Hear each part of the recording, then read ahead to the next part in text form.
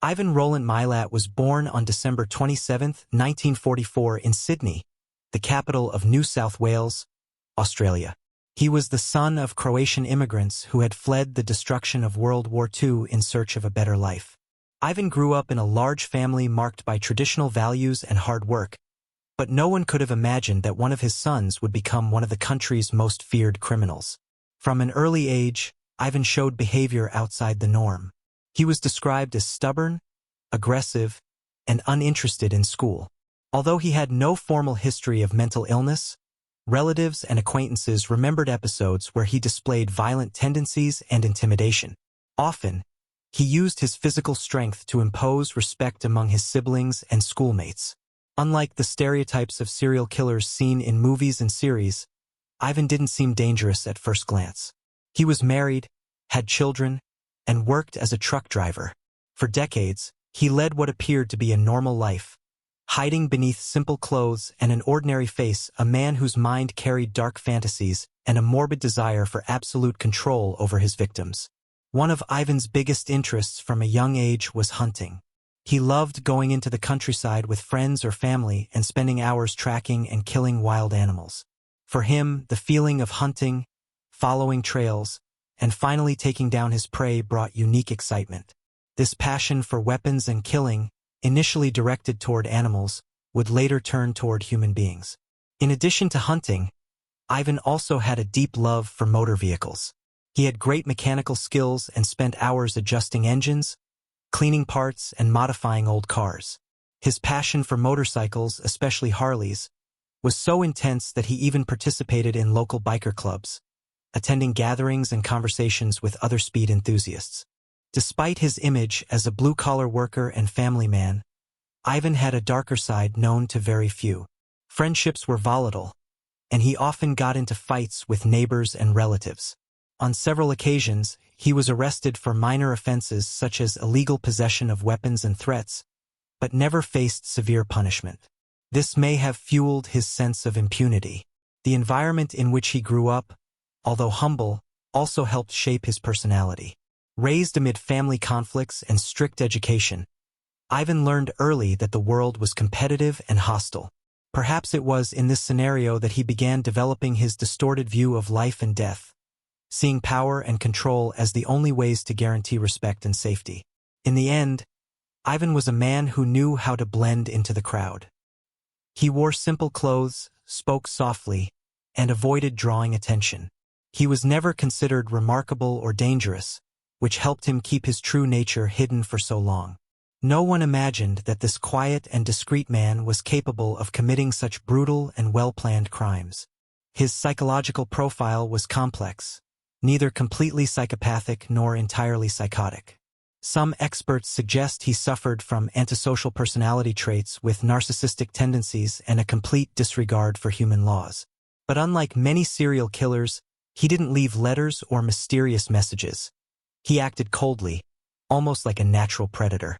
The place where he lived, close to forested areas and isolated roads in New South Wales, eventually became the stage for his most heinous crimes. It was there that he could disappear for days without raising suspicion, exploring the vastness of the bush as his own private territory. And it was exactly in those forgotten corners of civilization that he found the perfect space to transform his obsession with hunting into something far more perverse. His routine as a truck driver also gave him access to various regions of the country, along with frequent contact with travelers and people who relied on rides to move around. This constant movement and anonymity gave him perfect opportunities to identify potential targets: young, lonely backpackers or unsuspecting tourists who trusted strangers. The 1980s were crucial for the development of his diabolical plan. During this period, he seems to have refined his approach technique, gaining the trust of future victims before attacking. He studied human behavior, observed reactions, and planned every detail with coldness. It was as if he was training for the moment when he would put his plan into action. By mid-1989, Ivan began a sequence of murders that would shock the entire Australian population. He didn't commit these crimes for money or jealousy, but rather for pleasure, for the feeling of power that came with having total control over someone else's life and death. Each attack was meticulously orchestrated, almost like a ritualistic hunt. His victims were mostly young people who asked for rides on major highways. Ivan offered help, gained their trust, and then took them to remote locations where he tortured, killed, and abandoned their bodies in strategic spots. This deliberate choice of vulnerable victims and the cruel method of execution made him a monster difficult to identify because he didn't follow obvious patterns. The impact of his crimes on Australian society was immediate and lasting. Authorities were stunned by the brutality and precision of the murders. While investigations moved slowly, fear spread among travelers and families of backpackers. The case of Ivan Milat wasn't just an isolated crime. It was the awakening of a national nightmare. Between 1989 and 1992, 7 young people disappeared without a trace after accepting rides on the main roads of New South Wales, Australia.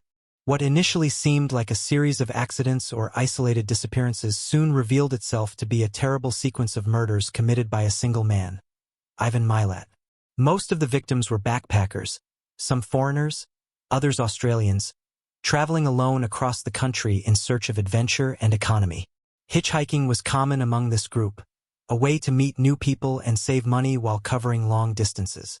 No one imagined that this harmless habit could be fatal. One of the first confirmed victims was Caroline Clark, a 22-year-old art student attending night classes in Sydney. She disappeared in June 1989 while traveling with her boyfriend, Tim Douglas, also a university student. They were last seen asking for a ride on Hume Highway near Belanglo State Forest. Caroline and Tim were known for their calmness and adventurous spirit. They planned to visit a friend in Melbourne, but never arrived. Their families made public appeals, posters were spread, and the police investigated for months, but nothing indicated that the two had been brutally murdered just hours after leaving home. Another victim was James Gibson, a 23-year-old photography enthusiast who had finished his studies and decided to travel through inland Australia to capture images of wildlife. He disappeared in October 1990, also in the Belanglo area, after accepting a ride from someone whose name would never be forgotten, Ivan Milat. In January 1992, the bodies of 2 British girls were found among the trees in Belanglo Forest. Their names were Joan Walters and Deborah Everest. The two were inseparable friends who had come to Australia as part of an exchange trip. Unlike many thought, they weren't lost. They had been kidnapped and killed cruelly. The crimes of Milat began to take sinister contours when the bodies started being found with signs of torture and mutilation. Each discovery brought more horror to families and increased public fear. Local authorities faced criticism for not identifying the pattern of disappearances earlier. Milat's modus operandi was always the same. He offered help to lone backpackers on main roads, especially near Sydney, gained their trust, and under false pretenses, took them to remote and isolated areas.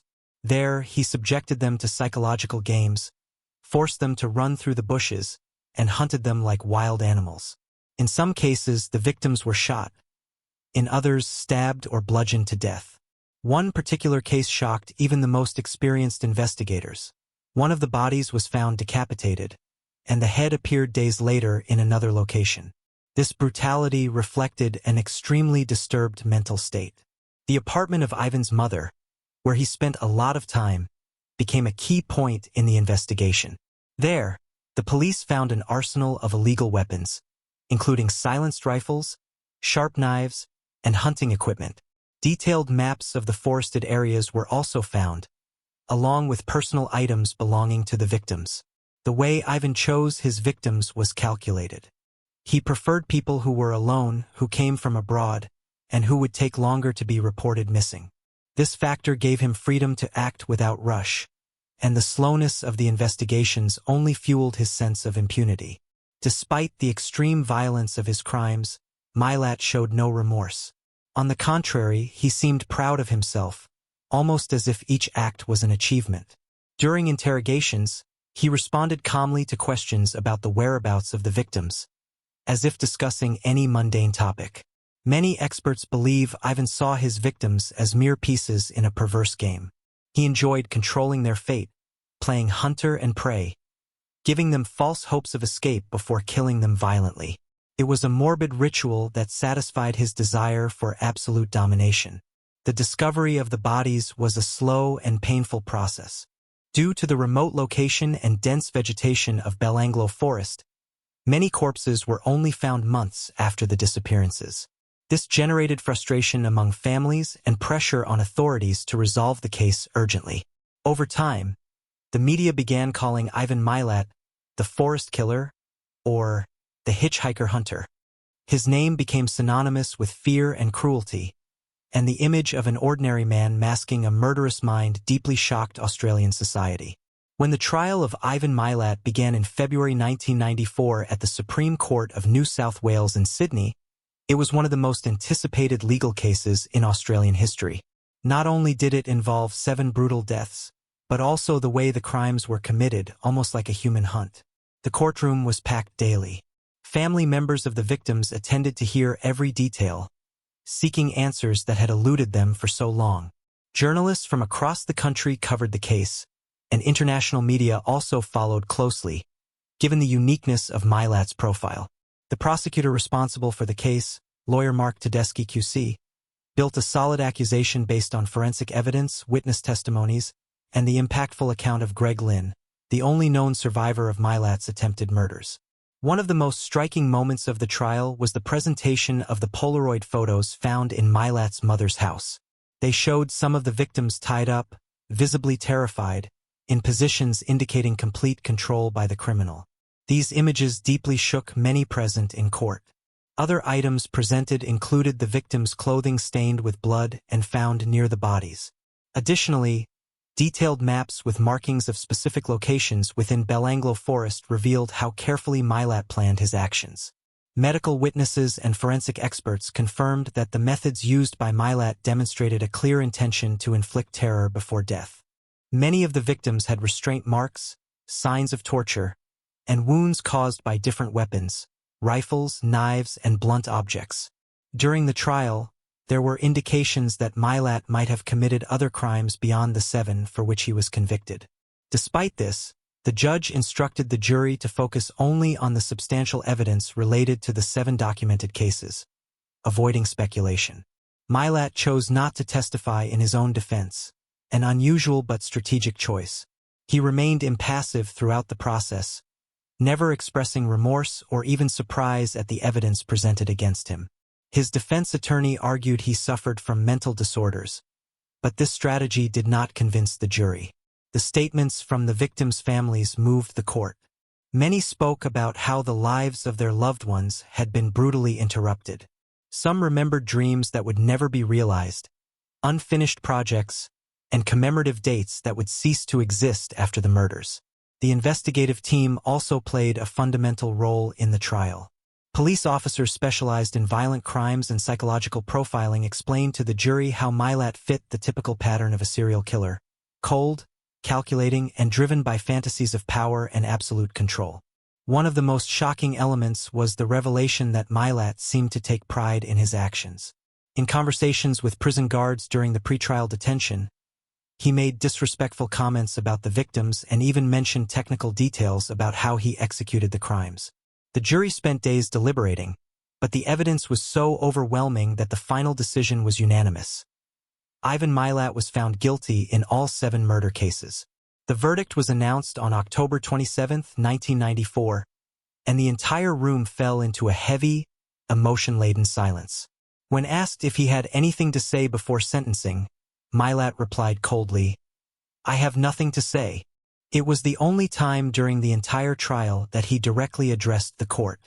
His detached response contrasted sharply with the deep pain left in the families of the victims. In December 1994, the judge delivered the final sentence: 7 consecutive life sentences. This meant that Milat would never be eligible for parole, regardless of the time served or his physical condition. The decision was met with relief by some and outrage by others, who believed the penalty should have been even harsher. The trial of Ivan Milat not only brought justice for the victims but also served as a warning to the Australian security system. It showed how someone seemingly harmless could hide an extremely dangerous mind, and how gaps in the system allowed him to act freely for so long. As the years passed, Specialists in criminal psychology tried to understand what led Ivan Milat to become one of the most brutal serial killers in Australian history. Although he was never formally diagnosed with serious mental disorders, his psychological profile revealed disturbing traits. Many experts agree that Milat exhibited classic signs of antisocial personality. He felt no remorse for his acts, was incapable of emotionally bonding with his victims, and demonstrated a complete disregard for social norms and human life. These are classic signs of someone who sees people as disposable objects. Despite his extreme coldness, Milat also seemed to have an extremely organized and methodical mind. He planned each step in advance, carefully selected his victims, studied the locations where he committed the crimes, and even kept physical memories, such as photographs and personal belongings, almost like hunting trophies. One of the most disturbing aspects of the case was the fact that Milat did not act for financial or sexual reasons, like many other serial killers. His pleasure came from absolute control over the life and death of his victims. He played with their fear, offered false hopes of escape, and then killed them in a cruel and calculated manner. For experts, this dynamic reflects a specific type of human predator, one who acts driven by the desire for power and domination. Each murder was like a ritual for Milat, something that gave him pleasure and personal satisfaction. It was as if he were constantly reaffirming his control over the world around him. During psychological analyses conducted in prison, some professionals suggested that Milat might suffer from pathological narcissism. He seemed to see himself as superior to his victims and to the judicial system, and he demonstrated a quiet pride in having fooled the authorities for so long. In addition, there is evidence that he had an obsession with guns, hunting, and survival in the bush, interests that, in his mind, blended with the idea of physically dominating another person. He treated his victims like wild animals, chasing them, killing them, and leaving their bodies scattered as marks of his supremacy. Despite all these disturbing characteristics, Milat did not fit the classic profile of a deranged psychopath. He knew how to behave in society, maintain apparently normal conversations, and even fool police during interrogations. This made him even more dangerous, as no one would imagine the monster behind the calm facade. His childhood and adolescence were also analyzed in search of explanations. As the son of Croatian immigrants, he grew up in a rigid and competitive environment with several siblings. Some family reports indicate that he suffered emotional neglect and had difficulty establishing healthy emotional bonds. Although there were no clear records of severe physical trauma or sexual abuse in his youth, there is evidence that he had a troubled relationship with his father figure. His father was known to be strict and authoritarian, which may have contributed to the formation of a distorted view of authority and respect. Another important element is the fact that Milat lived much of his adult life without stable social bonds.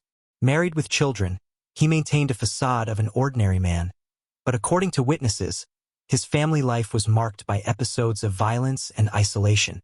This duality allowed him to hide his true nature for decades.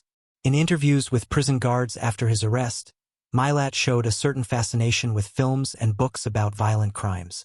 He avidly read about other serial killers and seemed to compare his methods with those of famous criminals. This suggests that he saw himself as part of an exclusive group, that of human predators. Despite all the horror of his crimes, Milat never expressed regret or sorrow for the families of the victims. On several occasions, he even made sarcastic comments about the cases, as if discussing any other trivial topic. This total absence of empathy is one of the most unsettling traits of his personality. Some experts believe that Milat used the media and public attention as a way to feed his ego. He knew he was being watched and seemed to enjoy being feared. Even behind bars, he continued to exert a certain kind of control, now over public opinion and the legacy he would leave in Australia's criminal history. Understanding Ivan Milat's psychological profile is essential to understanding how someone who seemed ordinary could commit so many heinous crimes. His case serves as a warning to society and to security systems. Danger doesn't always come with a villain's face. Sometimes it hides behind a discreet smile and a neutral gaze. Understanding Ivan Milat's psychological profile is essential to understanding how someone who seemed ordinary could commit so many heinous crimes. His case serves as a warning to society and to security systems. Danger doesn't always come with the villain's face. Sometimes it hides behind a discreet smile and a neutral gaze. For the families of Milat's victims, the announcement of his arrest brought a mix of relief, pain, and frustration. For years, they had lived in uncertainty about the whereabouts of their loved ones, not knowing if they were alive or dead. When they finally received answers, those came loaded with horror. Many families had spent years making public appeals, spreading posters, and helping authorities with voluntary searches. Now, faced with the trial and revelations about the brutal crimes, they faced a new battle, accepting that nothing could have been done to save their children. One of the most moving cases was that of Caroline Clark and Tim Douglas. Children of respectable parents with promising futures ahead of them, they disappeared together after accepting a ride in 1989. Their bodies were only found 2 years later in Belanglo Forest. Caroline and Tim's parents spent years organizing events in memory of their children, demanding justice, and pressuring authorities to reopen investigations. Even with Milat's conviction, the pain remained deep, because no sentence could bring back the young people who had their whole lives ahead of them. Another family deeply marked was that of James Gibson, a young photographer passionate about nature. He was traveling alone across Australia when he decided to hitchhike near Sydney. His mother, Margaret Gibson, dedicated years to the search for answers and became a powerful voice in the fight for backpacker safety. Joanne Walters and Deborah Everest were two inseparable British friends who came to Australia in search of adventure. Young, full of energy, and with future plans, they never imagined their fate would end in the hands of a cold-blooded killer. Their families, upon receiving the news that the bodies had been found, were devastated. During the trial, family members of the victims were given access to terrible details about the last moments of their loved ones. These pieces of information, although painful, were necessary to close cycles and understand exactly what had happened. For many, it was like reliving the trauma, but this time with clarity. In addition to emotional pain, many families also faced financial crises during the searches. They traveled to Australia repeatedly, hired translators, paid for accommodations, and even invested in private investigations, all in a desperate attempt to find their children alive. Milat's conviction brought some legal comfort, but it did not heal the wounds. For many, the sentence meant only that justice had been served, but that didn't replace the absence of a hug, a phone call, or a shared commemorative date. An important part of the legacy left by the victims is the awareness their families began to promote. Educational campaigns on travel safety, the use of social media to inform location, and travel reports began to emerge as a way to prevent new tragedies. Despite all efforts, some families never fully recovered from the loss. There are records of parents who emotionally fell ill, siblings who developed psychological disorders, and marriages that ended under the weight of prolonged grief. In interviews, some relatives said that their greatest wish would be to go back in time and stop their loved ones from getting into that last ride. But since that was impossible, all that remained was to honor their memories and continue fighting for justice. To this day, on symbolic dates, families and friends gather to remember the victims. Flowers are left, candles lit, and prayers said at meaningful locations. A reminder that, although the names of Caroline, Tim, James, Joanne, Deborah, and others are linked to a heinous crime, they were much more than that. The impact caused by the Milat case on the families of the victims is proof of how violent crimes don't affect only those who die, but also those who remain. The scars left are deep, lasting, and in many cases permanent. It is a story of love, loss, and resilience that goes beyond headlines. With the arrest and conviction of Ivan Milat, Australian society breathed a sigh of relief, but this relief came with a deep sense of insecurity. If someone like Milat, an apparently normal man, could hide a murderous mind for so long, who else might be loose? The case brought up urgent discussions about road safety and the dangers of accepting rides from strangers. For years, hitchhiking had been a common practice among backpackers, travelers, and young people looking to save money. Now, this culture would undergo permanent changes. Local authorities began launching educational campaigns warning about the risks of trusting strangers. Posters were spread at gas stations, bus terminals, and tourist centers, encouraging travelers to keep their contacts informed about their location and expected arrival time. Many families began adopting stricter rules for children traveling alone. Some parents banned their children from hitchhiking altogether, while others required them to use location apps or make regular check-ins during their trips. The impact was also felt in the public transportation sector. With the increased fear generated by the Milat case, many preferred to pay for buses, trains, or even short flights, avoiding being exposed to potentially dangerous situations on the roads. Additionally, Australian authorities began reviewing criminal investigation procedures. There were criticisms that the pattern of disappearances hadn't been identified early enough, which could have prevented other victims. This led to more rigorous training for police officers and emergency agents. The Milat case also served as a turning point in how the media treated violent crimes. Before him, news about murders was brief and straightforward. After the trial, special programs, documentaries, and in-depth reports emerged, bringing the topic into Australian homes with greater complexity and responsibility. In schools and universities, the case began to be used as a case study in psychology, sociology, and criminal law courses. Teachers analyzed Milat's psychological profile, the social impact of his crimes, and the role of the judicial system in preventing similar cases. The Belanglo forest, where the bodies were found, became synonymous with fear. Locations once frequented by tourists and amateur hunters were avoided. Hikes and camping in the area dropped dramatically, and many locals reported feeling unsafe passing near those woods. Even today, there are urban legends and scary stories about visitors claiming to have seen shadows, heard voices, or felt strange presences in Belanglo forest. Although these accounts lack scientific proof, they reflect how the trauma left by the crimes still inhabits the country's collective memory. The New South Wales police created specific protocols for missing travelers, especially foreigners. Now, when someone fails to reach their intended destination, a specialized team is quickly mobilized, increasing the chances of finding clues before something serious happens. The case also influenced laws related to illegal weapons possession. After it was discovered that Milat owned rifles equipped with silencers, sharp knives, and restraint ropes, there was public pressure for stricter regulation of private firearms and hunting clubs. Authorities also intensified monitoring of people with histories of domestic violence, illegal weapons possession, and antisocial behaviors.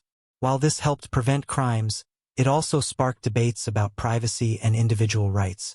For the Croatian community in Australia, the case had a particular impact. Many felt ashamed or discriminated against because of Milat's ethnic origin, even though he was born in Australia and his behavior did not represent any specific cultural group. Above all, the legacy of the Ivan Milat case is a constant reminder that evil can hide behind the most harmless appearance. It showed that behind a calm smile and a polite conversation, there may be a mind capable of planning and executing brutal crimes without remorse. After being sentenced to 7 consecutive life sentences, Ivan Milat was transferred to Australia's maximum security prison system. He would spend the rest of his life locked behind bars with no chance of parole.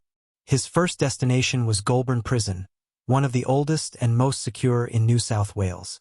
There, he was placed in preventive isolation for a period due to the high risk of retaliation from other inmates. After all, few crimes generated as much hatred in the country as his. Even inside prison, Milat maintained his cold and distant demeanor. He showed no remorse and avoided interacting with other prisoners. Some guards reported that he spent hours reading newspapers about his own crimes or writing letters to journalists and former investigators. Unlike some famous criminals who seek attention or try to redeem themselves publicly, Milat seemed indifferent to public opinion. He never apologized to the families of the victims nor showed interest in participating in psychological rehabilitation programs offered within the prison system. In interviews given years after his arrest, some prison guards said that Milat had a certain arrogance. He seemed proud of having fooled the authorities for so long and talked about his hunting skills as if they were personal achievements. During his time in prison, he received few visits. Close family members reduced contact over the years, possibly due to shame or social pressure. His only connections were with lawyers and occasionally some journalists interested in better understanding his mind. In 2002, He was transferred to the super maximum security prison known as the Prison Management Center (PMC), located in Nora. This is one of the most restricted places in the Australian penal system, reserved for criminals considered extremely dangerous. In this highly controlled environment, Milat spent his final years under constant surveillance. Every movement was recorded, every conversation monitored. He spent most of his time alone, with limited access to anyone other than guards and prison staff. As the years passed, his health began to deteriorate. Diagnosed with cancer, he underwent medical treatments within the prison itself, always under extreme security measures. Even in terminal condition, he was not allowed to die at home or with family nearby, only with prison system professionals. Many experts believed Milat used his physical condition to attract attention. He had previously requested cell changes, better food conditions, and even access to specific books. For some authorities, this was part of his ongoing strategy of control. In 2010, he made headlines again by suing the Australian government for alleged poor living conditions in prison. The case was denied, but it shows how he continued trying to manipulate the system, even decades after his crimes. On October 27, 2019, Ivan Milat died at age 74 inside Nora prison, a victim of complications related to cancer. His death was confirmed by the prison administration, and he was buried without a public ceremony or traditional funeral. The final destination of his body remains uncertain. Australian authorities chose not to reveal where he was buried to prevent his grave from becoming a cult site or a target of vandalism. This decision was praised by many, especially the families of the victims. With his death, the official closure of one of the darkest chapters in Australian criminal history took place. Although Ivan Milat was no longer among the living, his legacy would continue in the memories of the affected families, in security reforms, and in the collective memory of a country that learned to fear the predator walking among them. With the death of Ivan Milat in October 2019, officially closed the life of the man considered the worst serial killer in Australian history. But, although his body was buried in an undisclosed location, his shadow remains alive in the collective memory of the country.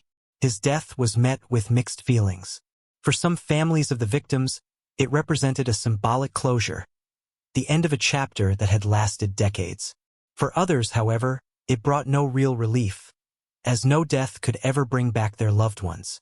Even after his arrest and conviction, Milat continued to be the subject of discussion, documentaries, books, and even film productions. His story fascinated psychologists, criminologists, and curious people around the world interested in understanding how someone seemingly ordinary could hide such cruelty. During his years in prison, he refused to cooperate with deeper investigations into possible other crimes. Despite rumors that he might have committed murders beyond the 7 for which he was convicted, none were formally proven, leaving unanswered questions that will never be resolved. The Milat case also influenced changes in the Australian penal system. Authorities adopted stricter measures against violent criminals, increased maximum detention times, improved security protocols, and invested in psychological rehabilitation for prisoners with antisocial traits. In addition, it had a direct impact on how society sees strangers. Many travelers, especially backpackers, became more cautious about accepting rides or sharing personal information with unknown people. The case served as a global warning about road safety. In New South Wales, prevention programs were created to educate young travelers about risks and safe practices. Support centers now offer training on how to identify suspicious behaviors, maintain constant contact with family, and use location apps to ensure greater protection. To this day, the name Ivan Milat is remembered with fear and disgust. He became synonymous with danger, and his image is often used as an example in policing, security, and criminal psychology courses. It is a name that will not be forgotten anytime soon. Interestingly, despite all the horrors he caused, Milat became part of pop culture. Documentaries like The Backpacker Murders and series like Underbelly portrayed his journey, turning him into a character in real-life stories that both scare and intrigue. His mother, Minka Milat, died several years before him, never speaking publicly about her son's crimes. Some distant relatives still live in Australia but avoid any mention of the case, trying to move on with their lives far from the dark shadow left by Milat. The Bel Anglo forest, the scene of so many crimes, continues to exist, but now as a tangible reminder of horror. Visits decreased drastically, and many locals claim the place still carries a heavy energy, as if the voices of the victims still echo between the trees. In the archives of the Australian police, the Milat case is studied as one of the most complex and well-resolved in history. The combination of meticulous investigation, key testimonies, and forensic analysis allowed a highly skilled criminal to be finally captured, even after years on the loose. Although the case was legally closed, emotionally it still lives in the memories of the victims' families. Candles are lit annually, tributes are made, and names are remembered. Caroline, Tim, James, Joanne, Deborah. Each represents a life interrupted, a dream abandoned. The legacy of Milat is a paradox. He was a man who sought absolute power and control throughout his life, but ended up imprisoned, alone, and forgotten. His pursuit of domination only resulted in total isolation, loneliness, and disgrace. And you, who watched until the end, may wonder, how could someone like this remain free for so long? What lessons can we take from this case to protect our loved ones and recognize hidden dangers? Share this video, leave your comment, and help keep this story alive, not just as a macabre report, but as a warning to all of us. Don't forget to like, subscribe, and hit the bell for more content like this.